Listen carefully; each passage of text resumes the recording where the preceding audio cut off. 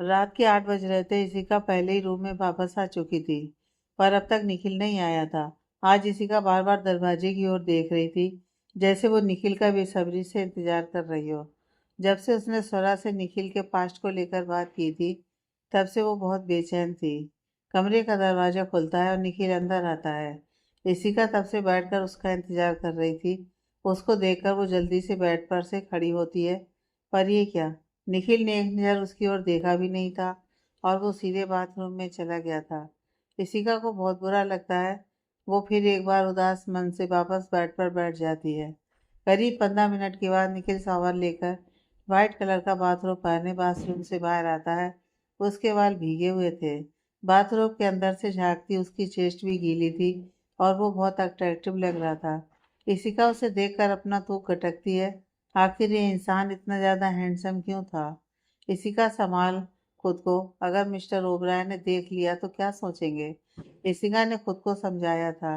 वो अपनी नज़रें उससे हटाने की कोशिश करती है, पर उसका ध्यान अभी भी बार बार निखिल पर ही जा रहा था, जो कि परमानेंटली उसे इग्नोर किए जा रहा था। वो जाकर सीधे मिरर के सामने खड़ा हो जाता है और अपने बालों को सुखाने लगता है। उसके बाद फिर वो क्लोजेट रूम की ओर बढ़ जाता है। थोड़ी देर बाद वो अपनी नाइट सूट पहनकर बाहर आ गया था और फिर अपना लैपटॉप उठाकर सोफे पर बैठ गया था। इशिका बहुत इरिटेट हो चुकी थी। वो खुद से ही बड़बड़ाई जा रही थी। समझते क्या है अपने आप को? ठीक है, मैं मानती हूँ कि मुझे वैसे बात नहीं करनी चाहिए थी। मुझे ये नहीं कहना चाहिए था कि उनका मुझ पर कोई अधिकार नहीं है। मैं ये भी मानती हूँ कि मैंने उनसे बहुत बुरी तरीके से बात किया, पर वो भी तो ऐसा करते हैं, हमेशा मुझे डराते रहते हैं। तो मैं कभी ऐसे नाराज नहीं होती। सारे लड़के एक जैसे होते हैं, बस बस अपना धौंस जमाना आता है इनको। प्यार से भी तो मुझे समझा सकते थे ना। पर नहीं, मिस्टर खड़ूस ओबराय को तो बस ऑर्डर चलाना आता है। यहाँ मत जाओ, ये मत करो, वो मत करो, और ये मत पहनो, वो मत खाओ। ओ गॉड, बस बहुत हो गया। ठीक है, मैं भी बात नहीं करूँगी। इशिका अपना चेहरा पिलो में छुपाकर सोने की कोशिश करती है, पर उसे नींद बिल्कुल नहीं आ रही थी। 3-4 बार इधर उधर करवटें बदलने के बाद वो वापस से बेड पर उठकर बैठ जाती है और निखिल को घूरती है। वो पूरी तरह से लैपटॉप में खोया हुआ था और बहुत सीरियस होकर काम कर रहा था, जैसे उसे रूम में होने वाली किसी भी घटना से कोई फर्क नहीं पड़ता हो। पर यह सच बिल्कुल नहीं था। वो बहुत देर से इशिका की बेचैनी नोट कर रहा था। इशिका के दिमाग में एक आइडिया आता है। वो बेड पर से खड़ी होती है और टीवी का रिमोट लेकर टीवी ऑन कर देती है। पर यह क्या, निखिल का अब भी कोई रिएक्शन नहीं था। इशिका को इतनी चिढ़ होती है कि वो टीवी ऑफ करके रिमोट फेंक देती है। जमीन पर रिमोट गिरते ही रिमोट के टुकड़े टुकड़े हो जाते हैं। ऋषिका ने उसे फेंका ही इतना तेज था। इस बार निखिल ना चाहते हुए भी उसकी ओर देखता है।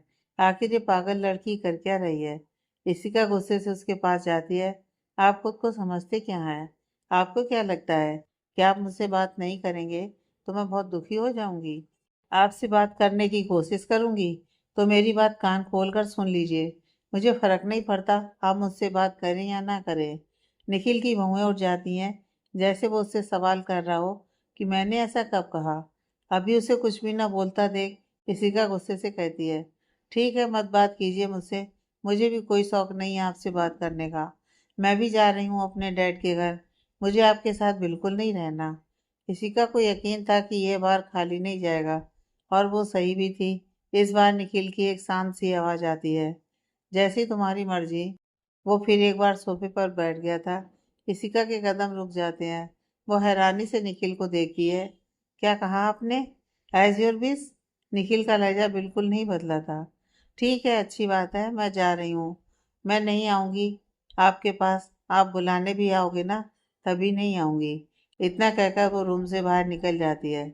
उसके बाहर जाते ही निखिल अपना सेल फोन उठाकर एक कॉल लगा देता है। हेलो, इशिका बाहर जा रही है, उसे उसके डैड के घर सेफली पहुंचाओ। Okay boss. फोन की दूसरी तरफ से आवाज आई थी। निखिल सोफे पर सीधा होकर लेट जाता है। बेहतर होगा कि तुम अपने डैड के घर पर ही रहो। शायद मुझसे दूर होने के बाद तुम्हें मेरी वैल्यू समझ में आए। मेरी हर रोक टोक तुम्हें पाबंदियां लगने लगी हैं। पर मैं तुम्हें कैसे समझाऊं कि मुझे बस तुम्हारी फिक्र है। मैं नहीं चाहता कि तुम हमेशा की तरह अपने आप को किसी मुसीबत में डाल लो। तुम्हें लगता है कि तुम समझदार हो, अपने डिसीजंस खुद ले सकती हो, तो फिर उस डिसीजन का क्या जिसने आज तुम्हारी लाइफ स्पॉइल कर दी है? वो तुम ही थी जिसने साहिल को ट्रस्ट किया था। ऐसे में मैं तुम्हारे डिसीजन पर यकीन कैसे करूं? इशिका जैसे रिजॉर्ट से बाहर आती है, विक्की उसके सामने खड़ा था। मैम चलिए, मैं आपको छोड़ देता हूँ। इशिका गुस्से से, क्यों? तुम क्यों मुझे छोड़ोगे? छोटी बच्ची नहीं हूँ मैं, मुझे ड्राइव करनी आती है। और तुम्हें तुम्हारे बॉस ने कहा है ना ये सब करने के लिए। Did you remember? तुम्हारे बॉस ने ही कहा था कि तुम मेरे बॉडीगार्ड हो, तो तुम वही करोगे जो मैं कहूँगी। समझे तुम? अभी मेरे रास्ते से हटो, मुझे जाना है यहाँ से। इशिका वहाँ से जाने को होती है, पर विकी फिर एक बार उसके सामने आ जाता है। आई एम सॉरी मैम, पर मैं आपकी बात नहीं मान सकता। क्या आप उस दिन का अटैक भूल गई? आपकी सेफ्टी के लिए मेरा आपके साथ रहना बहुत ज़रूरी है। मैं आपका बॉडीगार्ड जरूर हूँ, पर मैं आपके किसी भी ऑर्डर को फॉलो करने के लिए पाबंद नहीं हूँ। इशिका गुस्से से फिर वापस से रिसोर्ट के अंदर आती है। जब वो दरवाजा खोलकर अंदर आती है तो देखती है कि निखिल आराम से बेड पर सो रहा था। उसकी आंखें बंद थी। इशिका का सब्र अब जवाब दे चुका था। वो बिस्तर पर चढ़कर निखिल को धकेलकर नीचे गिरा देती है। वाट द निखिल गुस्से से जमीन पर से उठता है। ये क्या बेहूदगी है? तुम तो अपने डैड के घर चली गई थी ना, यहाँ क्या कर रही हो? इशिका कहती है, आपके रहते मैं कहीं भी चैन से कहाँ रह सकती हूँ? निखिल उसके पास आते हुए कहता है, आखिर प्रॉब्लम क्या है तुम्हारी? वो उसका हाथ पकड़कर अपने पास खींचता है। क्या चाहती हो मुझसे? इशिका गुस्से से कहती है, आपका वो विकी, उससे बोल दीजिए वो मेरे पीछे ना आए। ठीक है, तो तुम ये चाहती हो कि विकी तुम्हारे साथ ना जाए, राइट? ओके फाइन, नहीं आएगा वो तुम्हारे साथ। चलो मैं खुद तुम्हें छोड़कर आता हूँ। इतना कहकर निखिल इशिका का हाथ पकड़कर खींचते हुए बाहर ले जाने लगता है। इशिका का पारा एकदम से हाई हो गया था। ठीक है, भेज दीजिए मुझे डैड के घर। वैसे भी आपके पास रहना कौन चाहता है? निखिल उसकी बात का जवाब नहीं देता और लाकर उसे कार में बैठाता है, और फिर दूसरी ओर से आकर खुद भी अंदर बैठते हुए उसका सीट बेल्ट बांध देता है। मन ही मन निशिका वहां से नहीं जाना चाहती थी, पर अब वो कहती भी क्या? वो कोई बहाना भी तो नहीं बना सकती थी, क्योंकि अब बात उसकी ईगो पर आ गई थी। पूरे रास्ते पर एक बार भी निखिल ने इशिका की ओर नहीं देखा था। हाँ, पर इशिका जरूर बेचैन थी। इन्हें मेरी बिल्कुल भी परवाह नहीं है। इन्हें कोई फर्क नहीं पड़ता कि मैं उनके पास रहूं या नहीं। मैं ही पागल हूँ जो इनसे किसी इमोशन की उम्मीद कर रही हूँ। अगर किसी दिन मैं इनसे आकर कहूँ कि मुझे इनसे प्यार हो गया है, तो मुझे रूट तरीके से कहेंगे, इट्स ओके। इशिका अपने ख्यालों में ही खोई हुई थी कि तभी कार रुक जाती है। वो देखती है कि मेरा मेंशन के बाहर है। निखिल कार का डोर ओपन कर देता है। ये इशिका के लिए एक इशारा था कि वो पहुंच गई है और अब अपने डैड के पास जा सकती है। इशिका अपने मन में उठ रहे गुस्से को कंट्रोल करते हुए धीरे धीरे कार से बाहर निकलकर खड़ी हो जाती है, पर अंदर नहीं जाती है। निखिल उसे घूरते हुए कहता है, क्या? जाओ अंदर। इसके बाद निखिल कार में बैठकर वहां से वापस चला जाता है। इशिका उसे जाते हुए देखती ही रह जाती है। आप एकदम बेवकूफ हैं। क्या आप देख नहीं सकते कि मैं आपके साथ रहना चाहती हूँ? पता नहीं क्यों इशिका की आंखों में आंसू आ गए थे। आपको मेरी कोई परवाह नहीं है। I hate you. तभी उसे पीछे से किसी की आवाज सुनाई देती है, इशिका। इशिका पीछे मुड़कर देखती है तो सामने रणविजय खड़े थे। उन्होंने ही उसे आवाज लगाई थी। दरअसल रणविजय ऐसे ही वॉक करते हुए बाहर आ गए थे और वहां इशिका को खड़ा देख एक पल के लिए बहुत चौंक गए थे। इशिका भागते हुए जाकर उनके गले लग जाती है और रोने लगती है। रणविजय उसके बालों को सहलाते हुए कहते हैं, क्या हुआ प्रिंसेस? आप रो क्यों रही हैं? कुछ हुआ है क्या? और आप इतनी रात को यहाँ, वो भी अकेले? निखिल नहीं आया आपके साथ? इशिका रणविजय से अलग होती है और अंदर चली जाती है। अंदर जाकर वो सोफे पर बैठ जाती है। डैड, मुझे उनके बारे में कोई बात नहीं करनी। बहुत बुरी है वो। मैंने उनसे कहा कि मैं डैड के पास जा रही हूँ और उन्होंने मुझे यहाँ लाकर छोड़ भी दिया। कितने बुरे हैं वो। उन्हें मेरे होने ना होने से कोई फर्क नहीं पड़ता। अरे पर हुआ क्या है इशिका? तुम इतने गुस्से में क्यों हो? और ये क्या बात हुई? अभी तो तुमने कहा कि तुमने खुद निखिल से कहा था कि तुम मेरे पास आना चाहती हो, तो निखिल ने तुम्हें यहाँ छोड़ दिया। तो गलत क्या किया? रणविजय इशिका के कहे का मतलब नहीं समझ पा रहे थे। मैंने तो पहले ही कहा था मना कर दो इस शादी से, पर तुमने मेरी बात नहीं मानी। सीढ़ियों से नीचे उतरती श्रेया ने इशिका को टोंट मारा था। कहा था ना आखिर वो है तो उसी का भाई, उससे अलग कैसे हो सकता है? देखना एक दिन वो भी तुम्हें डंप कर देगा। उसका टोन सुनकर ऋषिका और ज्यादा चिढ़ जाती है। तुम अपने काम से मतलब रखो, और हाँ, मैं उनसे गुस्सा हूँ इसका मतलब यह नहीं कि मैं उसके बारे में कुछ भी सुन लूंगी। वो बहुत अच्छे हैं, तुमने जैसा कहा था उसके बिल्कुल अपोजिट। वे मेरी सभी ज़रूरतों का ध्यान रखते हैं, मेरा ख्याल रखते हैं। कभी कभी मैं भूल जाती हूँ कि मैं प्रेग्नेंट हूँ और मुझे सावधान रहने की ज़रूरत है, लेकिन वो ये बात कभी नहीं भूलते। उन्हें मेरी खुद से भी ज़्यादा परवाह है, समझी तुम? तो फिर यहाँ क्या कर रही हो? अपने सो कॉल्ड पति को छोड़कर इतनी रात को मेरा मेंशन क्या करने आई हो तुम? कहीं ऐसा तो नहीं कि तुम्हारे हस्बैंड ने तुम्हें घर से निकाल दिया? श्रेया ने इशिका का मजाक उड़ाया था। इशिका रणविजय से गुस्से से कहती है, डैड इसको बोल दीजिए कि अभी यहाँ से चली जाए, वरना मैं इसे छोड़ूंगी नहीं। रणविजय उन दोनों को लड़ते हुए देख रहे थे। उन्हें उन दोनों की ये लड़ाई बहुत खलती थी। आखिर वो पिता थे उन दोनों के, और बाकी पिता के जैसे वो भी यही चाहते थे कि उनके दोनों बच्चे आपस में मिलकर प्यार से रहें। पर ऐसा कुछ भी नहीं था। श्रेया, आप अपने कमरे में जाओ, मैं बात करता हूँ इससे, रणविजय ने सिरा को आंखें दिखाते हुए कहा था। सिरा का मुंह बन जाता है। वैसे भी मैं यहाँ किसी का वेलकम करने नहीं आई थी, मैं तो बस पानी लेने आई थी। इतना कहकर सिरा किचन की ओर बढ़ जाती है। इशिका कहती है, डैड, किसी दिन आपकी बड़ी बेटी मुझे पागल कर देगी। इसे हर वक्त मुझसे लड़ना रहता है। रणविजय उसके पास बैठते हुए कहते हैं, इशिका, शांत हो जाओ और बताओ मुझे क्या हुआ है। तुम इतनी रात को यहाँ क्या कर रही हो? इशिका उदास हो जाती है। डैड, वो निखिल, उनकी वजह से मैं यहाँ पर हूँ, उन्होंने मुझे यहाँ पर छोड़ा है। क्या, निखिल? रणविजय शौक रह गए थे। हाँ डैड, वो मुझसे नाराज हैं, शाम से ही मुझे इग्नोर कर रहे हैं, मुझसे बात भी नहीं कर रहे हैं। मुझे गुस्सा आ गया तो मैंने उनसे बोल दिया कि मुझे अपने डैड के पास जाना है, तो वो मुझे यहाँ लाकर छोड़ दिए। क्या सच में? रणविजय हैरान थे। उन्हें निखिल के इस रिएक्शन की उम्मीद नहीं थी। उनको वो बहुत अच्छे से जानते थे कि निखिल हमेशा इशिका को अपने पास ही रखना चाहता है। तो फिर इतने से बात के लिए वो उसे उसके मायके कैसे छोड़ सकता है? रणविजय देखते हैं कि इशिका की आंखों से आंसू आ रहे थे। हे प्रिंसेस, तुम रो क्यों रही हो? इशिका अपने आंसू पोंछते हुए, मुझे नहीं पता, पर अब मैं उनके पास नहीं जाऊंगी। वो मुझे बुलाने आएंगे तब भी नहीं। रणविजय उसे देखकर मुस्कुराने लगते हैं और मन ही मन कहते हैं, फाइनली तुम्हें निखिल से प्यार हो गया है, पर यह बात तुम समझ नहीं पा रही। कुछ सोचकर उनके चेहरे पर एक रहस्यमय मुस्कान आ जाती है। सही बोल रही हो तुम, मुझे भी वो निखिल बिल्कुल पसंद नहीं है। मैंने तो बस तुम्हारी भलाई के लिए शादी कर दी थी कि लोग तुम पर उंगली ना उठाएं। रणविजय ने सोच लिया था कि अब उन्हें क्या करना है। इसी का हैरानी से रणविजय को देखने लगती है। डैड, ये आप क्या बोल रहे हैं? आपको तो निखिल बहुत पसंद थे ना? रणविजय उदास होने का नाटक करते हुए कहते हैं, नहीं प्रिंसेस, पर क्या करूं, मेरे पास कोई और रास्ता भी तो नहीं था। आप बिल्कुल चिंता मत करो, ये सब बस 1 साल की बात है। उसके बाद आप उससे हमेशा हमेशा के लिए आज़ाद हो जाएंगी। फिर मैं कोई अच्छा सा लड़का देखकर आपकी उससे शादी करवा दूंगा। रणविजय उसे तिरछी नजरों से देख रहे थे, जैसे वो उसके चेहरे के भाव को समझने की कोशिश कर रहे हो। इशिका के चेहरे पर टेंशन आ गई थी। वो सोफे पर से खड़ी हो जाती है। डैड, मुझे बहुत नींद आ रही है, इतना कहकर वो अपने कमरे की ओर चली जाती है। कमरे में आकर वो मिरर के सामने खड़ी हो जाती है। क्या सच में 1 साल बाद सब कुछ खत्म हो जाएगा? मुझे निखिल से अलग होना पड़ेगा?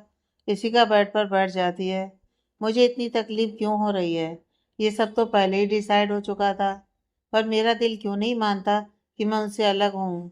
क्या करूँ मैं? क्या हो रहा है मुझे? प्यार हो गया है तुम्हें निखिल से? दरवाजे पर खड़े रणविजय अपना हाथ बांध उसी को देख रहे थे। इशिका जल्दी से बेड पर से खड़ी हो जाती है। डैड, आप यहाँ? इशिका हड़बड़ा गई थी। ये क्या बोल रहे हैं आप? ऐसा कुछ भी नहीं है, आप गलत समझ रहे हैं डैड। रणविजय उसके पास आकर उसे बेड पर वापस से बिठा देते हैं और उसके सिर पर हाथ रखते हुए कहते हैं, बेटा, मैं तुम्हें बहुत अच्छे से जानता हूँ। तुम कब क्या फील करती हो, कब दुखी होती हो, कब खुश होती हो, मुझे सब कुछ पता होता है। जब तुम मुझे बाहर मिली थी, तुम्हारी आंखें देखकर मैं समझ गया था कि कुछ तो हुआ है। बेटा, अगर तुम्हें उससे प्यार है तो उसे खुद से दूर मत जाने दो। और मेरा यकीन करो, निखिल बहुत अच्छा लड़का है। वो ना सिर्फ तुम्हारा बल्कि इस बच्चे का भी पूरा ख्याल रखेगा। जैसे एक फादर रखता है। इशिका रणविजय को देखने लगती है। उसकी आंखें आंसुओं से भरी थी। रणविजय कहते हैं, एक बार उससे अपने दिल की बात कहकर तो देखो डैड। पर आपको तो पता है ना कि यह शादी एक डील है और इसे आज नहीं तो कल खत्म होना ही है। इशिका का मुंह कसैला हो गया था। बेटा, अगर तुम उससे प्यार करती हो तो वो डील जो आपके और निखिल के बीच हुई है वो कोई मायने नहीं रखती। उसका कोई अस्तित्व नहीं है। इशिका अपना सिर नामे हिलाती है। नो डैड, आप समझ नहीं रहे। इसमें कोई शक नहीं है कि मिस्टर ओबराय एक बहुत अच्छे इंसान है। किसी भी लड़की को उनसे प्यार हो सकता है। पर मेरा क्या डैड? क्या मैं उनके लायक हूँ? रणविजय इशिका को अपने गले लगा लेते हैं। इशिका का रोना अब और तेज हो गया था। वो अपने आप को किसी जंजीर में जकड़ा हुआ महसूस कर रही थी। अपने पास्ट को लेकर वो इतना ज्यादा दुखी थी कि अब वो अपने आप को किसी के लायक नहीं समझती थी। नहीं बच्चा, ऐसी बात नहीं करते। आपके साथ जो हुआ वो बहुत बुरा था, पर इसका मतलब ये तो नहीं कि आपकी जिंदगी खत्म हो गई है और आपको खुश रहने का कोई अधिकार है। क्या निखिल ने आपको कभी ऐसा फील होने दिया कि आप उसके लायक नहीं हो? इसी का शुरू जब से वो निखिल से मिली थी तब से लेकर अब तक के सभी वो पल याद करती है जब वो निखिल के साथ थी। उसकी केयर, इशिका को लेकर उसकी फिक्र, ये सारी चीजें इशिका ने खुद उसकी आंखों में महसूस किया था। इशिका के चेहरे पर एक स्माइल आ गई थी। उसका चेहरा खिल उठा था। तभी उसके कानों में रणविजय की आवाज आती है और उसके चेहरे की स्माइल एकदम से गायब हो जाती है। बेटा, अब भी समय है आपके पास। इससे पहले कि कोई और निखिल की जिंदगी में आए और उसे आपसे छीन कर ले जाए, आप उसे अपने दिल की बात बता दीजिए। इशिका का दिल धक से रह जाता है। और कोई और? नहीं, ऐसा नहीं हो सकता है। मुझे जो कहना था मैंने कह दिया। अब आगे आपकी मर्जी। आप निखिल को हमेशा के लिए अपना बनाना चाहती हैं या उसे ऐसे ही जाने देंगी? इतना कहकर रणविजय वहां से जाने लगते हैं। इशिका जल्दी से उनका हाथ पकड़ लेती है। डैड, मुझे अभी रिजॉर्ट वापस जाना है। क्या? रणविजय एक बार फिर चौंक गए थे। इशिका उनका हाथ अपने दोनों हाथों से पकड़ते हुए कहती है, डैड, मैंने कहा कि मुझे रिजॉर्ट वापस जाना है। रणविजय हंसने लगते हैं। बेटा, निखिल कहीं भागा नहीं जा रहा है। आप कल सुबह भी उससे बात कर सकती हैं। अभी रेस्ट कीजिए। इतना कहकर रणविजय वहां से चले जाते हैं। पर इशिका के मन में एक डर पैदा कर गए थे कि कहीं जो उसके डैड कह रहे थे वो सच ना हो जाए। इशिका को पूरी रात नींद नहीं आती है। वो बस सुबह होने का इंतजार कर रही थी, क्योंकि अब उसने डिसाइड कर लिया था कि वो कल सुबह होते ही वापस से रिजॉर्ट चली जाएगी और निखिल को अपने दिल की बात बताएगी। ये सब सोच कर ही उसका चेहरा बिलस करने लगा था।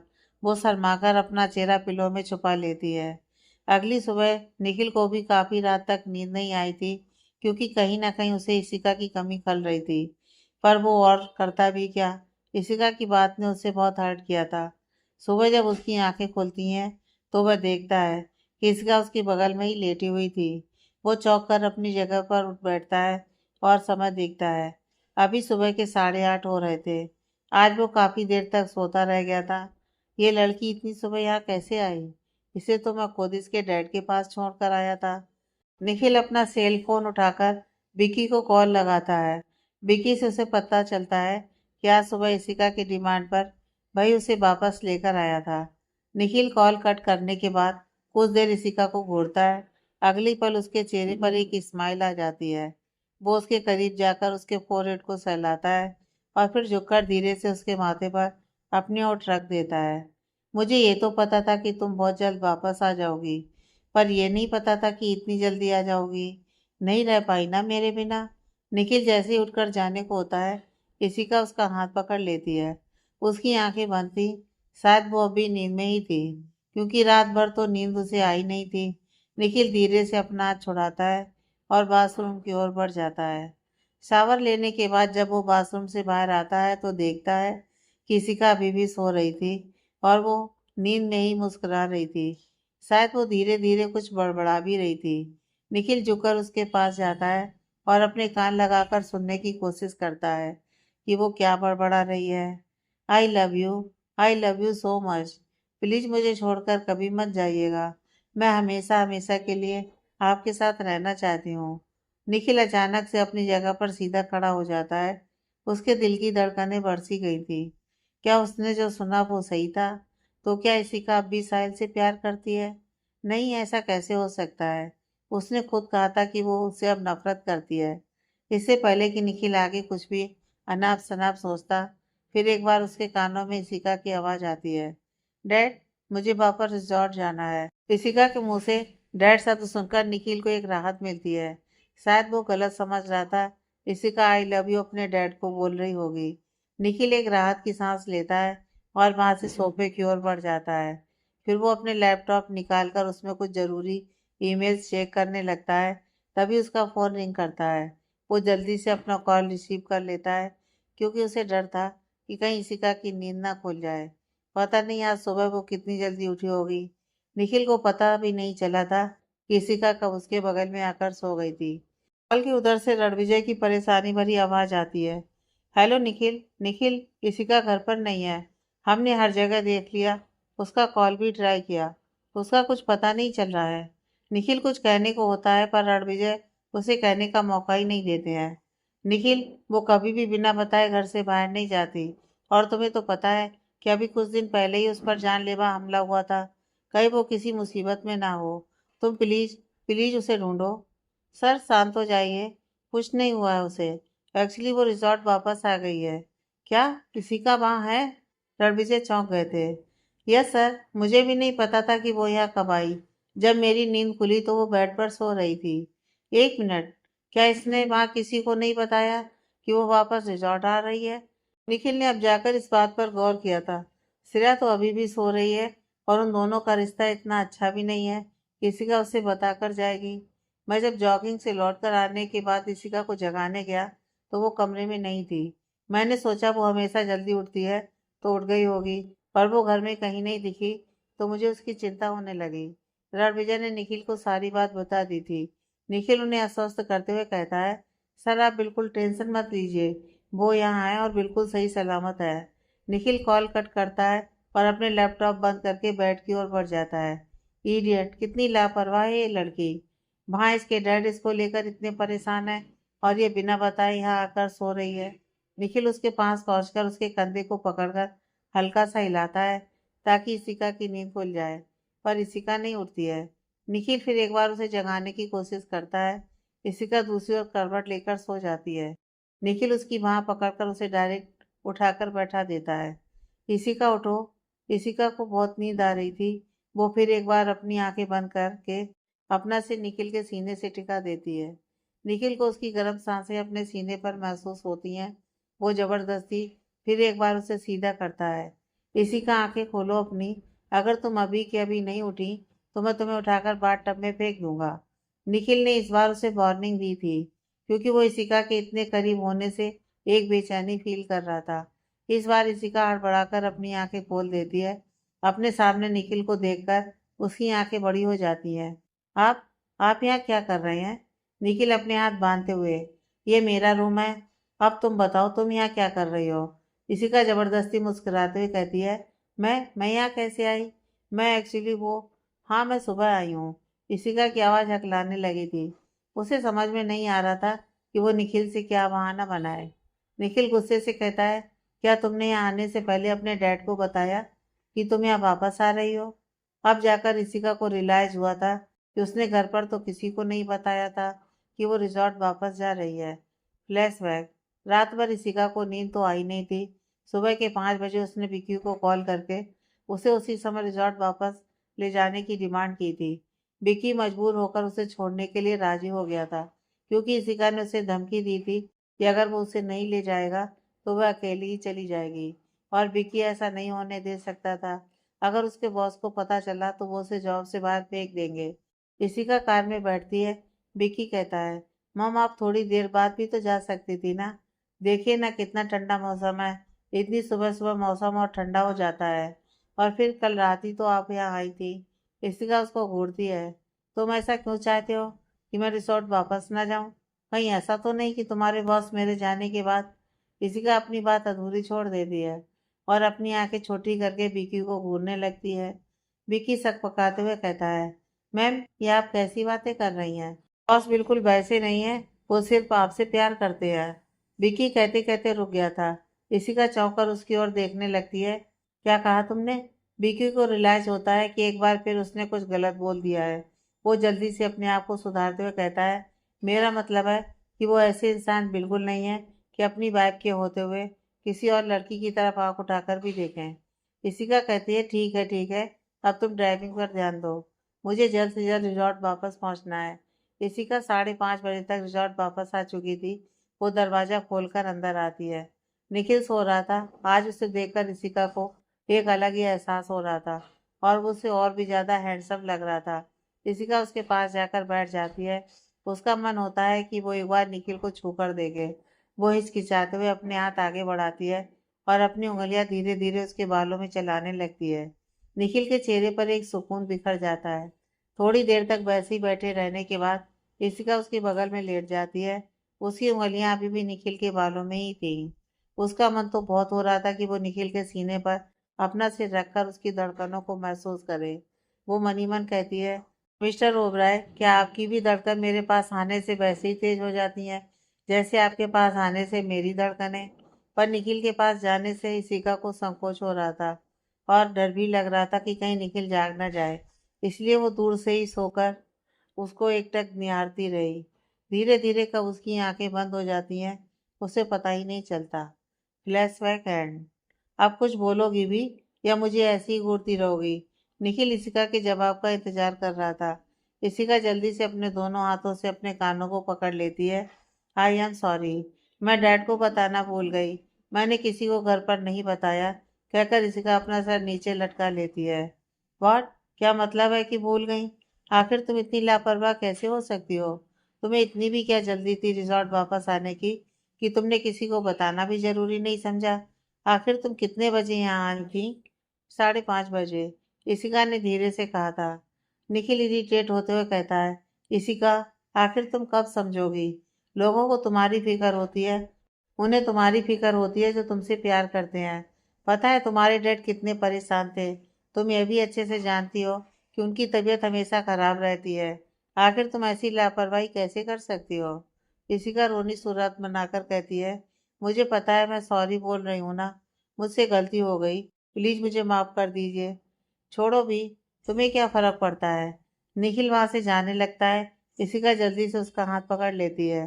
Please, please mister Oberoi, please मुझे ऐसे इग्नोर मत कीजिए। मुझे बिल्कुल अच्छा नहीं लग रहा है। मुझे पता है कि मुझसे गलती हुई है, पर मैं आगे से ऐसा कुछ नहीं करूंगी। I promise. निखिल उसे घूरते हुए कहता है, पक्का ना? इशिका जल्दी से अपना सिर हिलाती है। हाँ पक्का। निखिल कहता है, ठीक है, फ्रेश हो जाओ, मैं तुम्हारे लिए ब्रेकफास्ट मंगा देता हूँ। इसके बाद इशिका बाथरूम की ओर चली जाती है। निखिल और इशिका बालकनी में बैठे ब्रेकफास्ट कर रहे थे। इशिका निखिल को एकटक देखे जा रही थी। उसका ध्यान ही नहीं था कि निखिल उसे ब्रेकफास्ट ना करता देख घूर रहा था। तभी उसके कानों में निखिल की ठंडी आवाज पड़ती है, तुम मुझे घूरती ही रहोगी या ब्रेकफास्ट भी करोगी?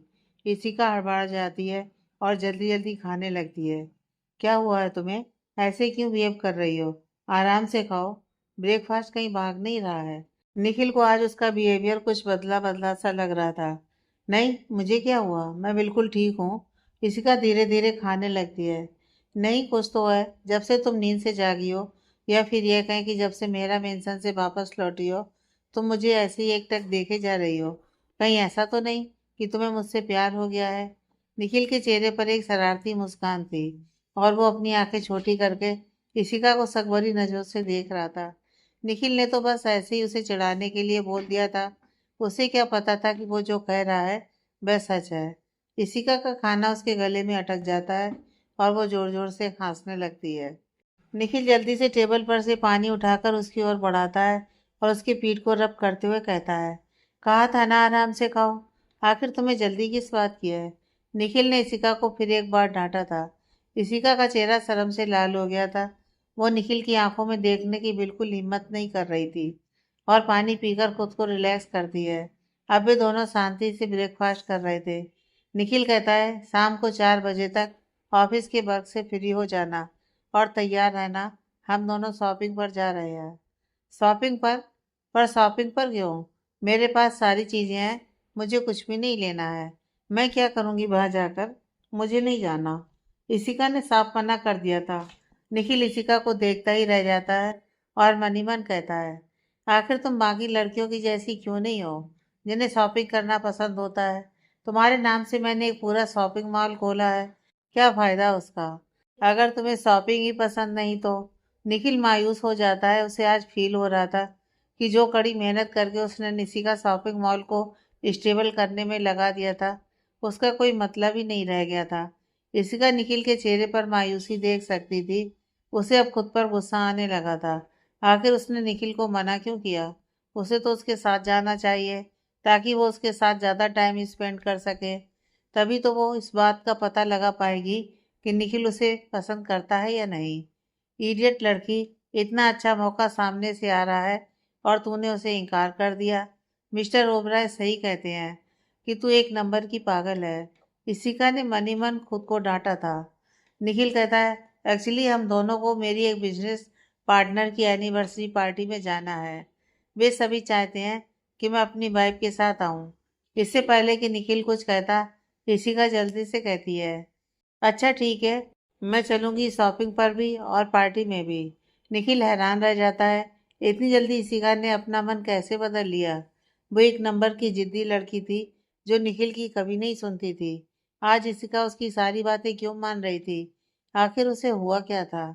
आज बहुत सारे अजूबे एक साथ हुए थे। पहला तो इशिका ने उससे माफ़ी मांगी थी, और अब सिर्फ एक बार कहने पर वो उसके साथ न सिर्फ शॉपिंग पर जाने के लिए तैयार हो गई थी, बल्कि पार्टी में जाने के लिए भी रेडी है। उसके बाद दोनों ऑफिस के लिए निकल जाते हैं। दोपहर 3 बजे तक इशिका अपने ऑफिस के वर्क कंप्लीट करने के बाद वापस से कमरे में आ गई थी। क्योंकि आजकल मौसम थोड़ा ठंडा था, इशिका डिसाइड करती है कि वो एक हॉट शॉवर लेगी। आधे घंटे बाद निखिल भी वापस आ जाता है। इशिका तैयार थी और बेड पर बैठकर टीवी देख रही थी। निखिल अपने शूज उतारते हुए कहता है, क्या तुमने लंच किया। इशिका अपना सिर हाँ में हिलाती है। निखिल कहता है, ठीक है, मैं थोड़ी देर में रेडी होकर आता हूँ। थोड़ी देर बाद वो दोनों शॉपिंग मॉल के लिए निकल जाते हैं। इशिका एक वाइट कलर की ड्रेस चूज करती है और उसके साथ मैचिंग ईयरिंग्स भी लेती है। और इसके अलावा भी वो दोनों बहुत कुछ खरीदते हैं, लेकिन वे सभी सिर्फ इशिका के लिए थे। निखिल को कुछ ना लेता देख इशिका कहती है, मिस्टर ओबराय, क्या आप कुछ भी नहीं लेंगे। मुझे इन सब की ज़रूरत नहीं है। निखिल ने मना कर दिया था। पर क्यों, आप भी तो पार्टी में चल रहे हैं ना मेरे साथ, तो फिर आपको ज़रूरत क्यों नहीं है। निखिल कहता है, क्योंकि मेरे पास ऑलरेडी बहुत कपड़े हैं। कुछ तो ऐसे भी हैं जिन्हें मैंने एक बार भी नहीं पहना है। इशिका का मुंह बन जाता है। ऐसे कपड़े तो मेरे पास भी हैं जो मैंने एक बार भी नहीं पहने, फिर भी मैंने लिया ना, तो आप क्यों नहीं ले सकते। इशिका, बहस मत करो, जल्दी से ये सब फिनिश करो, इसके बाद हम ओबराय मेंशन जाएंगे। डैड हम दोनों से मिलना चाहते हैं। अरे, पर हमें तो आज पार्टी में जाना था ना। इशिका निखिल की बात समझ नहीं पाई थी। आखिर निखिल उसे कहाँ ले जाने वाला था, पार्टी या ओबराय मेंशन। निखिल कहता है, पार्टी में हमें कल जाना है, आज हम डैड से मिलने जाएंगे। इशिका के दिमाग में कुछ आता है और वो निखिल से कहती है, अच्छा ठीक है, आप यहीं रुकिए, मैं थोड़ी देर में आती हूँ। अरे, पर तुम कहाँ जा रही हो। निखिल ने इशिका को टोका था, पर इशिका उसकी बात सुने बिना तेज कदमों से वहां से चली जाती है। निखिल एक गहरी सांस लेता है। ये लड़की भी ना, आखिर यह करना क्या चाहती है। दरअसल इशिका ने सोचा था कि वो निखिल के लिए अपनी ओर से कुछ ऐसा लेगी जो उसे बहुत पसंद आएगा, और उसे बताएगी भी नहीं। वो इस समय चौथे फ्लोर पर थी और मेंस वियर 8वें फ्लोर पर था। इशिका लिफ्ट में एंटर करती है। वो देखती है कि वहाँ उसके अलावा और कोई नहीं था। वो थोड़ी देर वेट करती है कि शायद कोई उसके साथ आ जाए, पर जब बहुत देर तक कोई नहीं आता है तो इशिका थोड़ा डरते डरते ही 8वें फ्लोर का बटन प्रेस कर देती है। दरअसल एक बार इशिका जब छोटी थी तो वो अकेले लिफ्ट में चली गई थी और लिफ्ट बीच में ही खराब हो गई थी। उस समय वो बहुत घबरा गई थी। उसे अस्पताल में एडमिट करना पड़ गया था और वो बहुत मुश्किल से उसकी जान बची थी। इसलिए उसे अकेले लिफ्ट में जाने से डर लग रहा था, और उसे कुछ भी करके निखिल के लिए कुछ ऐसा लेना था जो उसे पसंद आए। इधर निखिल सामान को कैरी करता हुआ उसी ओर बढ़ रहा था जिधर अभी थोड़ी देर पहले इशिका गई थी, कि तभी उसके पास एक सेल गर्ल्स आकर एक नोट पकड़ाती है। निखिल कंफ्यूज होकर उस सेल्स गर्ल की ओर देखता है। सर, ये उन्होंने दिया है। सेल्स गर्ल एक और इशारा करते हुए कहती है। निखिल उस ओर देखता है तो एक ब्लैक कलर की हुडी पहने आदमी, जिसके चेहरे पर एक मुखौटा लगा हुआ था, वो एक पल के लिए दिखाई देता है और अगले ही पल वो मोड़ से मुड़कर वहां से चला जाता है। निखिल के दिमाग में तुरंत कुछ क्लिक करता है और वो उस ओर भागता है। दरअसल ये हुडी वाला इंसान वही था जिसने इसिका पर हमला करवाया था और अब तक उसका पता नहीं चल पाया था। निखिल वहां आसपास चारों ओर देखता है, पर वो आदमी वहां से पूरी तरह से गायब हो चुका था। निखिल अपना हाथ दीवार पर दे मारता है। तभी उसका ध्यान अपने हाथ में पकड़े नोट पर जाता है। वो जल्दी से उसे खोलकर देखता है। मिस्टर निखिल ओबराय, भगवान तुम्हारी जान से प्यारी बीवी की आत्मा को शांति दे। इसी का निखिल ओबराय। निखिल के हाथ से वो नोट छूट जाता है और इसिका जिधर गई थी वो उस ओर तेजी से भागता है। इसिका, इसिका कहाँ हो तुम? निखिल उसे आवाज भी लगा रहा था और चारों ओर ढूंढ रहा था। उसका दिल डर के मारे बहुत तेजी से धड़क रहा था। उसे ऐसा फील हो रहा था जैसे उसकी सांसें उसके गले में ही अटक गई हों। वो अपने कांपते हाथों से तुरंत अपना सेल फोन निकालकर विकी को कॉल करता है। विकी, इसिका गायब है, ढूंढो उसे, उसकी जान खतरे में है, उसे कुछ नहीं होना चाहिए। कुछ ही देर में पूरा मॉल सील हो चुका था। ना तो उस मॉल से कोई बाहर जा सकता था और ना ही कोई इसके अंदर आ सकता था। गार्ड्स हर तरफ इसिका को ढूंढ रहे थे, पर इसिका का कुछ भी पता नहीं चल रहा था। आखिर वो गई कहाँ? निखिल सिक्योरिटी रूम में बैठे जल्दी जल्दी सीसीटीवी फुटेज चेक कर रहा था। तभी इसिका उसे एलिवेटर में जाते हुए दिखाई देती है। उसकी बगल में बैठा गार्ड कहता है, सर, ये एलिवेटर तो कई दिनों से खराब है। उसके सामने तो वार्निंग बोर्ड भी लगा है ताकि एलिवेटर में कोई इंटर ना करे। व्हाट? निखिल सब कुछ छोड़कर उस एलिवेटर की ओर भागता है। इधर इसिका ने जैसे ही 8वें फ्लोर का बटन प्रेस किया था, एलिवेटर थोड़ा ऊपर जाकर अचानक फिर नीचे आ गया था। इसिका को बहुत अजीब लगता है। वो फिर से बटन प्रेस करती है, पर कोई फायदा नहीं था। एलिवेटर नहीं चल रहा था। इसिका को डर लगने लगा था। उसे अपने बचपन में हुआ हादसा याद आने लगता है। वो एलिवेटर खोलने के लिए ट्राई करने लगती है, पर कोई फायदा नहीं था। एलिवेटर नहीं खुल रहा था। अब इसिका बुरी तरह से डर जाती है। वो एलिवेटर पर अपने अपने हाथ मारना शुरू कर देती है। हेल्प! हेल्प! क्या कोई है यहाँ?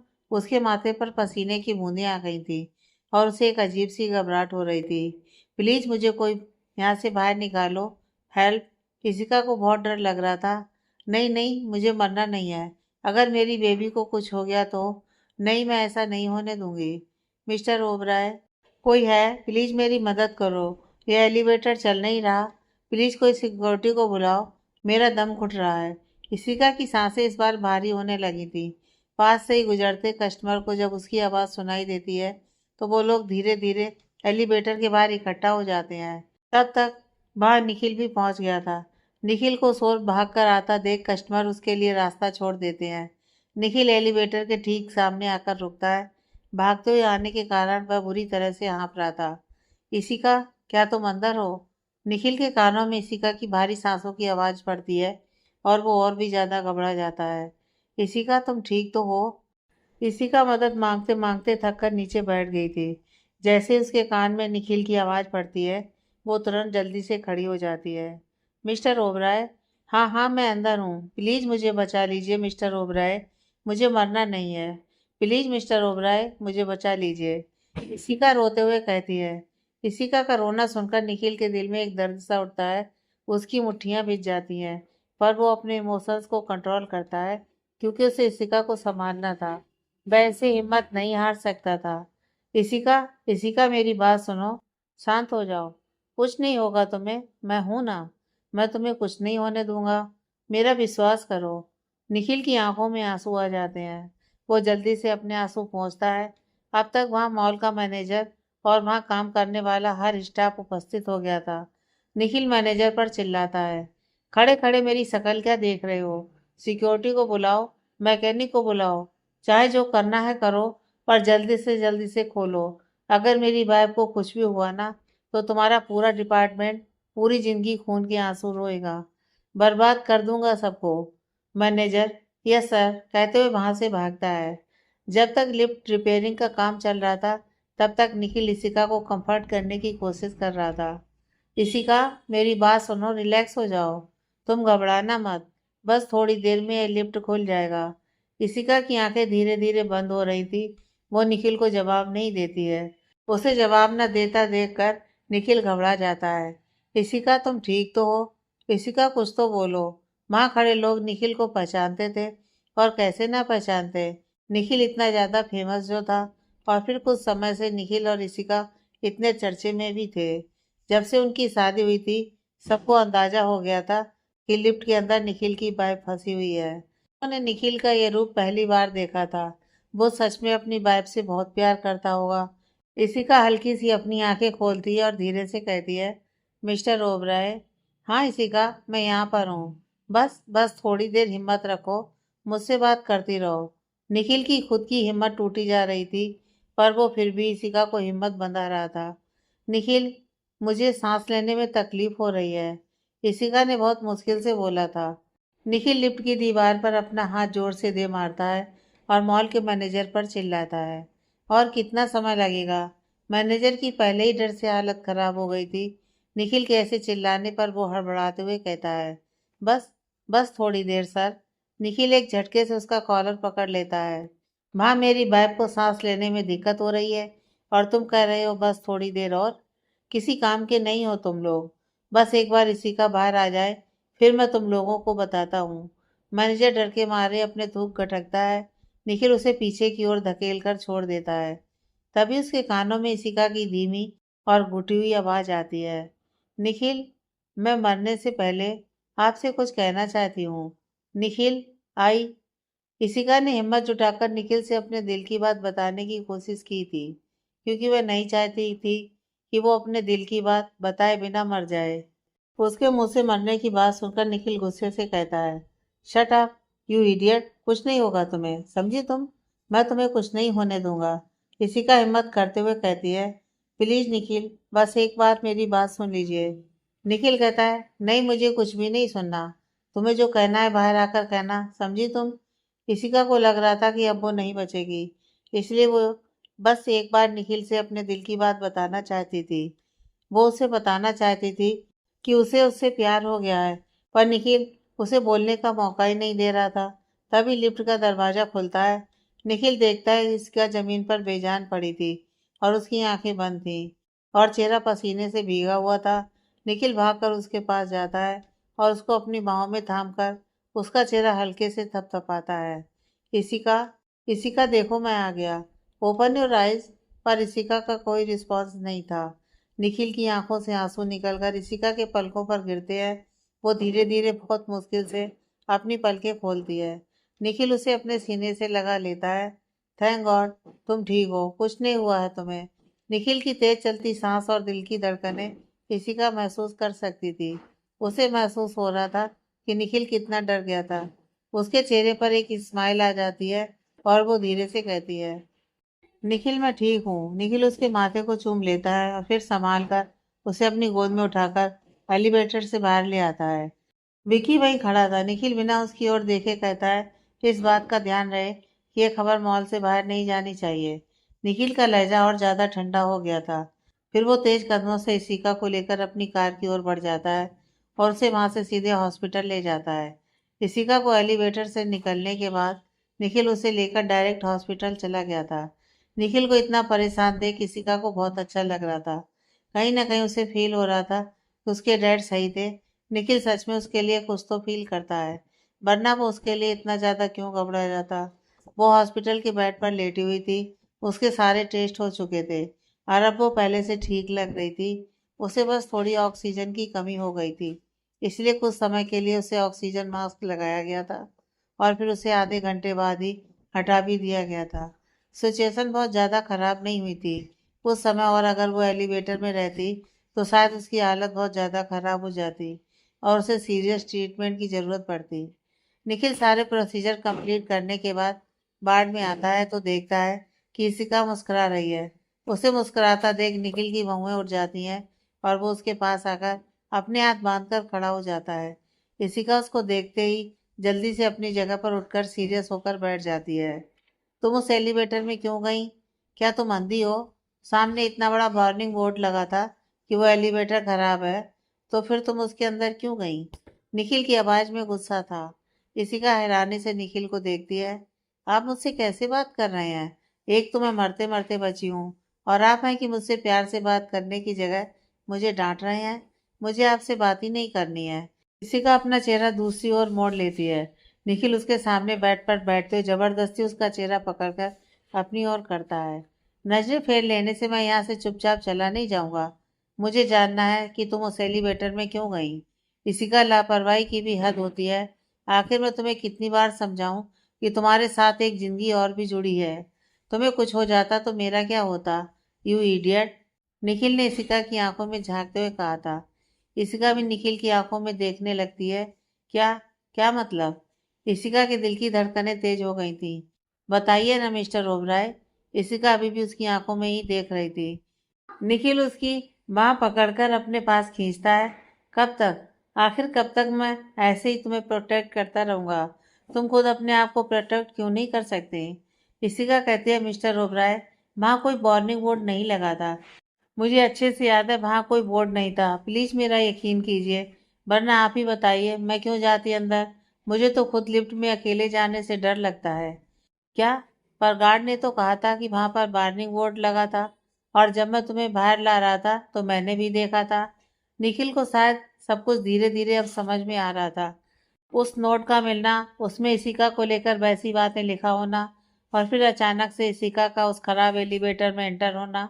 इशिका का कहना है कि वहाँ वार्निंग बोर्ड नहीं लगा था, जबकि वापस आते समय वार्निंग बोर्ड था। यह सब एक सोची समझी साजिश थी, बहुत बड़ी साजिश। ये इंसान जो भी था उसे पता था कि इशिका को एलिवेटर से डर लगता है। उसने इशिका के उस डर को अपना मोहरा बनाया और उसकी जान लेने की कोशिश की। निखिल के जबड़े गुस्से से कस गए थे। इस बार नहीं, इस बार वो उसे जाने नहीं देगा। वो एक नज़र इशिका को देखता है, जो अपनी आंखों में दुनिया भर की मासूमियत लिए उसी को देख रही थी, जैसे उसे यकीन दिलाने की कोशिश कर रही हो कि वो सच बोल रही है। निखिल कहता है, एक आखिरी सवाल, तुम कहाँ जा रही थी? इशिका को समझ में नहीं आता कि वो क्या कहे। निखिल फिर एक बार उससे पूछता है, इशिका बताओ मुझे, तुम कहाँ जा रही थी? मैं आपके लिए कुछ लेना चाहती थी, बस इसीलिए मैं मेंस वियर वाले फ्लोर पर जा रही थी, ताकि मैं आपके लिए कुछ ऐसा ले सकूं जो आपको पसंद आए। निखिल का दिल पसीज जाता है। इशिका उसके लिए कुछ लेने जा रही थी। वो इशिका के दोनों हाथ अपने हाथों में थामते हुए कहता है, दोबारा ऐसा कभी मत करना। मुझे कोई गिफ्ट नहीं चाहिए। मेरे लिए तुमसे इम्पोर्टेंट कुछ भी नहीं है, समझी तुम? और अगर फिर भी तुम्हें मेरे लिए कुछ करना ही है तो एक वादा करो कि हमेशा अपना ख्याल रखोगी। भाई मेरे लिए तुम्हारा सबसे बड़ा गिफ्ट होगा। इशिका फिर एक बार निखिल की आंखों में खो गई थी। क्यों मिस्टर ओबराय, आखिर आपको मेरी इतनी फिक्र क्यों है? मैं आपके लिए इतनी इम्पोर्टेंट क्यों हूँ? इशिका ने खुद को निखिल से सवाल करने से रोक नहीं पाई थी। उस सवाल का जवाब हमें समय पर छोड़ देना चाहिए। अब मेरी बात सुनो। आज के बाद तुम अकेले कहीं बाहर नहीं जाओगी, और अब हम रिसोर्ट में भी नहीं रहेंगे। निखिल ने इशिका के सवाल को अवॉइड करने के लिए कहा था। इशिका हैरानी से उसको देखती है। फिर हम कहाँ रहेंगे? और शायद निखिल इसमें सक्सेसफुल भी रहा था, क्योंकि इशिका का ध्यान अब इस बात पर चला गया था कि अगर वो रिसोर्ट में नहीं रहेगी तो फिर कहाँ रहेगी। निखिल मुस्कुराते हुए कहता है, रिलैक्स, बहुत जल्द तुम्हें पता चल जाएगा। डॉक्टर ने कहा है कि अब हम घर जा सकते हैं। तभी इशिका को कुछ याद आता है और वो निखिल का हाथ पकड़ते हुए कहती है, मिस्टर ओबराय, क्या मेरा बेबी ठीक है? उसे कुछ हुआ तो नहीं है ना? निखिल उसको घूरता है। अब जाकर तुम्हें बेबी की याद आई है? जब तुम अपनी उल्टी सीधी हरकतें करती हो तब तुम्हें अपनी बीबी की याद नहीं आती? इशिका मन ही मन कहती है, अब मैं आपको कैसे समझाऊं कि जब मैं आपके साथ होती हूँ तो मुझे और किसी बात की परवाह नहीं होती है। पता नहीं क्यों मन में एक विश्वास होता है कि आप मुझे कुछ नहीं होने देंगे, और ना मेरे बच्चे को। इशिका बेचारा सा चेहरा बनाकर निखिल को देखती है। निखिल मुस्कुराते हुए कहता है, रिलैक्स, हमारा बेबी बिल्कुल ठीक है। हमारा बेबी? निखिल ने आज ये शब्द दूसरी बार यूज़ किया था। जिस इंसान का ये बच्चा था उसने कभी उसे अपना बच्चा नहीं कहा, पर निखिल ने, ऐसा लग रहा था कि निखिल ने सच में इस बच्चे को अपना लिया था। इशिका एकदम से निखिल के गले लग जाती है। निखिल एक पल के लिए चौंक जाता है, पर अगले ही पल उसके चेहरे पर भी एक मुस्कुराहट आ जाती है और वो उसे अपनी बाहों में भर लेता है और फिर हल्के हल्के उसकी पीठ को रब करते हुए कहता है, क्या हुआ तुम्हें? अब सब ठीक है, चलो घर चलते हैं। डॉक्टर ने कहा है कि अब हम घर जा सकते हैं। इशिका जल्दी से निखिल से अलग होकर अपना सिर हाँ में हिलाती है। चलिए, मुझे यहाँ की स्मेल बिल्कुल पसंद नहीं। निखिल कहता है, अच्छा, अब तक तो तुम्हें कोई दिक्कत नहीं थी। किसने कहा कि दिक्कत नहीं थी? पर मैंने कुछ बोला नहीं। आप पहले ही गुस्से में थे। मैं आपको और ज़्यादा गुस्सा नहीं दिलाना चाहती थी। अच्छा, ऐसा है क्या? पर तुम कब से मेरे गुस्से से डरने लगी? निखिल अपनी जगह पर खड़ा होता है और इशिका की ओर अपना हाथ बढ़ा देता है। इशिका जल्दी से उसका हाथ पकड़ लेती है। नहीं, मैं अभी नहीं डरती हूँ आपसे। वो बस एक्चुअली आप मुझे हॉस्पिटल मेरे भले के लिए लाए थे, इसलिए मैंने कुछ कहा नहीं। इस बार निखिल इशिका को रिजॉर्ट ना ले जाकर सीधे अपने विला ले जाता है। इशिका को नहीं पता था कि निखिल उसे उसके विला लेकर जा रहा है। जब कार निखिल के विला के गेट के आगे पहुंचती है तो गार्ड्स गेट खोल देते हैं। दोनों की कार अंदर एंटर करती है। इशिका अपनी आंखें फाड़े अपने आसपास के नज़ारों को देख रही थी। वो दोनों बड़े से गार्डन के बीचों बीच बनी सड़क से गुजर रहे थे। इशिका वहां लगे तरह तरह के फूल और खूबसूरत पौधों को देख रही थी। उसकी आंखों में एक अलग ही चमक थी। कार विला के ठीक सामने आकर रुकती है। इशिका ने पहले ही अंदाजा लगा लिया था कि जरूर ये निखिल का प्राइवेट विला होगा। इशिका देखती है कि विला वाकई में बहुत बड़ा था। वैसे तो मेरा मेंशन भी काफ़ी बड़ा था, पर इतना बड़ा नहीं। इशिका जल्दी से कार का डोर खुद से ही ओपन करके बाहर आ जाती है। उसे अंदर आने की बहुत एक्साइटमेंट थी। वाओ, इट्स ब्यूटीफुल, इशिका ने चारों नजरें दौड़ाते हुए कहा। तुम्हें ये पसंद आया? इशिका को खुश देख निखिल को बहुत अच्छा लग रहा था। भले ही इशिका को शॉपिंग करना उतना पसंद नहीं था, लेकिन उसका डिजाइन किया हुआ विला उसे पसंद आया था, जिसमें वे दोनों शायद आने वाली अपनी पूरी जिंदगी बिताने वाले थे। इशिका जल्दी से अपना सिर हिलाती है। पसंद? ये बहुत खूबसूरत है। क्या अब हम यहीं रहने वाले हैं? निखिल अपना सिर हाँ में हिलाता है। चलो अंदर चलते हैं, कहकर वो उसका हाथ पकड़ता है और मेन डोर की ओर बढ़ जाता है। निखिल इशिका का हाथ पकड़कर विला के अंदर ले आता है। अंदर एक साथ सारे सर्वेंट लाइन में खड़े थे उन दोनों के स्वागत के लिए। वहाँ बिकी और बाकी के गार्ड्स भी थे। बिकी ने पहले ही इशिका और निखिल की ज़रूरत का सामान वहाँ शिफ्ट कर दिया था और वो वहाँ निखिल और इशिका के आने का इंतजार कर रहा था। उसे निखिल से कुछ ज़रूरी बात भी करनी थी। इशिका जब विला के अंदर आती है तो उसकी आंखें और बड़ी हो जाती हैं, क्योंकि वो विला बाहर से जितना खूबसूरत था, अंदर से उससे भी ज़्यादा खूबसूरत था। उसे ऐसा फील हो रहा था जैसे वो किसी महल में आ गई हो। उसकी आंखों में एक अलग ही चमक थी। इशिका सीढ़ियों की ओर भागती है, पर निखिल जल्दी से उसका हाथ पकड़ लेता है। तुमने फिर से भागना शुरू कर दिया। इशिका को एहसास होता है कि उसने फिर से एक बार गलती कर दी है। ओके, सॉरी, मैं आराम से जाऊंगी। मुझे पूरा विला देखना है। कहते हुए इशिका निखिल से अपना हाथ छुड़ाने लगती है, पर निखिल फिर भी उसका हाथ नहीं छोड़ता है, बल्कि और कसकर पकड़ते हुए कहता है, बिल्कुल नहीं, तुम मेरे साथ रूम में चल रही हो। ऊपर चलकर फ्रेश होगी, उसके बाद डिनर करोगी और फिर चुपचाप शांति से एक अच्छे बच्चे की तरह सो जाओगी। आज के लिए इतना ड्रामा बहुत है, तुम्हें रेस्ट की ज़रूरत है। प्लीज़ मिस्टर ओबराय, मैं थोड़ी देर बाद खा लूँगी ना। बस मुझे एक बार विला देखने दीजिए। मैं सुबह तक का इंतज़ार नहीं कर सकती। Please please. इशिका एक क्यूट सा पप्पी फेस बनाकर अपनी आंखें टिमटिमाते हुए निखिल को देखती है। यह ट्रैक वो अपने डैड पर यूज़ करती थी और वो अपने डैड को मनाने में कामयाब भी हो जाती थी। निखिल उसको घूरता है।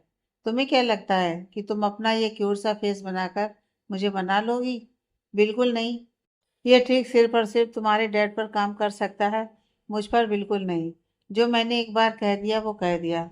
निखिल वहीं खड़ी एक लगभग 45 से 50 साल की महिला, जो कि बाकी की सर्वेंट के साथ ही खड़ी थी, उनकी ओर देखते हुए कहता है, काकी, आप प्लीज़ कुछ हेल्दी सा बना दीजिए और ध्यान रहे इसी का प्रेग्नेंट है, तो उसके खाने में कुछ ऐसा ना हो जिससे उसे या फिर बेबी को कोई नुकसान पहुंचे। काकी कहती हैं, बेटा बिल्कुल चिंता मत कीजिए। मुझे पता है कि बहू रानी पेट से हैं। हम उनके खान पान का पूरा ध्यान रखेंगे और पूरी सावधानी भी बरतेंगे। कहकर वो वहाँ से जाने को होती हैं, पर फिर जाते जाते रुक जाती हैं। निखिल बेटा, अब तो आप यहाँ से कहीं नहीं जाओगे ना? बहू रानी के साथ अब यहीं रहोगे ना? आपके बिना ये घर पूरा खाली खाली रहता है। मैं बता नहीं सकती कि मुझे कितनी खुशी हो रही है आपको इस तरह से देखकर। जी काकी, हम यहीं रहेंगे, निखिल ने मुस्कुराते हुए जवाब दिया था। काकी के चेहरे पर भी एक स्माइल आ गई थी। इसके बाद वो किचन की ओर चली गई थी। यह औरत निखिल को बहुत मानती थी, बिल्कुल अपने बेटे के जैसे। निखिल भी उनकी बहुत रिस्पेक्ट करता था। विकी और अपने कुछ खास चुनिंदा लोगों के अलावा एक यही औरत थी जिस पर वो पूरा विश्वास करता था, और यही कारण था कि उसने इशिका के ध्यान रखने की जिम्मेदारी उनको दी थी। निखिल इशिका का हाथ पकड़े उसे सीढ़ियों से होता हुआ ऊपर ले जाता है। ऊपर जाकर वो एक कमरे का डोर ओपन करता है और इशिका को अंदर ले जाता है। इशिका उस बड़े से रूम को घूम घूम कर देखती है। मिस्टर ओबराय, क्या ये आपका रूम है? निखिल कहता है नहीं। इशिका उसको सवालिया नजरों से देखने लगती है। फिर किसका है? निखिल उसके थोड़े पास आते हुए कहता है, हमारा रूम है। इशिका शर्मा जाती है और ब्लश करने लगती है। निखिल उसे ऐसे देखकर मुस्कुराने लगता है और उसके पास आकर उसके हाथ में कुछ कपड़े पकड़ाते हुए कहता है, फ्रेश हो जाओ, मैं दूसरे रूम में शावर लेने जा रहा हूँ। इशिका हैरानी से कहती है, हमारे कपड़े यहाँ कैसे आए? निखिल कहता है, मैंने मंगवाया है, अब ज़्यादा सवाल नहीं, तुम फ्रेश हो जाओ, फिर हम डिनर करेंगे। थोड़ी देर बाद दोनों नीचे डाइनिंग टेबल पर बैठे थे। इशिका देखती है कि डाइनिंग टेबल बहुत बड़ा था और उस पर सिर्फ वे दोनों ही बैठे थे। विकी वहीं पास में खड़ा था। इशिका कहती है, विकी, तुम नहीं खाओगे? क्या तुम्हें भूख नहीं लगती? विकी सकपका जाता है और निखिल का चेहरा देखने लगता है। निखिल इशिका को घूर रहा था। तुम अपने खाने पर क्यों नहीं ध्यान देती? इशिका भी निखिल को घूरती है। मिस्टर ओबराय, ये कैसी बातें कर रहे हैं आप? वो बेचारा पूरा दिन आपके लिए काम करता है, क्या हम उसे एक डिनर तक नहीं करा सकते? आप ही बताइए, ये अच्छी बात है क्या? हम दोनों यहाँ पर बैठकर खा रहे हैं और वो बेचारा वहाँ खड़ा होकर हम लोगों को देख रहा है। विक्की डर से फिर एक बार निखिल का चेहरा देखता है जो अब उसे घूर रहा था। वो जल्दी से कहता है, मैम, मुझे भूख नहीं लगी। इतना कहकर वो वहाँ से जाने लगता है। इशिका जल्दी से अपनी चेयर पर से खड़ी हो जाती है।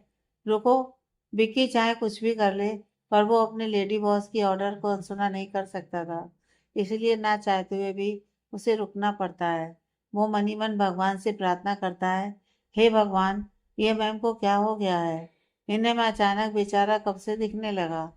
बॉस को देखकर ऐसा लग रहा है कि वो बहुत मुश्किल से अपने गुस्से को कंट्रोल कर रहे हैं। बाद में मुझे छोड़ेंगे नहीं। विक्की अभी भगवान से प्रार्थना कर ही रहा था कि तभी ना जाने कब इशिका उसके पास आकर उसका हाथ पकड़ लेती है। विक्की की तो जैसे सांसें ही अटक गई थी। वो जल्दी से निखिल की ओर देखता है, जो उसे नहीं देख रहा था। वो निखिल की नजरों का पीछा करता है। निखिल उसके हाथ को घूर रहा था जिसे इशिका ने पकड़ा हुआ है। वो जल्दी से अपना हाथ छुड़ा लेता है। मैम, मैं ठीक हूँ। इशिका फिर जबरदस्ती उसका हाथ पकड़कर खींचते हुए ले जाती है और अपनी बगल वाली चेयर खींचकर उस पर उसको बैठने का इशारा करती है। विकी रोनी सूरत बनाकर निखिल को देखता है, जो अपनी आंखों में खून लिए उसी को घूर रहा था। मैम प्लीज, विकी ने शायद कुछ कहने का प्रयास किया था। इशिका गुस्से से कहती है, कहाँ ना बैठो, तुम्हारी इतनी हिम्मत कि तुम मेरे ऑर्डर को अनफॉलो करोगे? विकी मजबूर होकर अपना सिर नीचे किए चेयर पर बैठ जाता है, पर वह कुछ भी खाने की हिम्मत नहीं करता है। उसे पता था कि उसके बॉस की नज़रें अभी भी उस पर ही हैं। आगे की कहानी नेक्स्ट पार्ट में।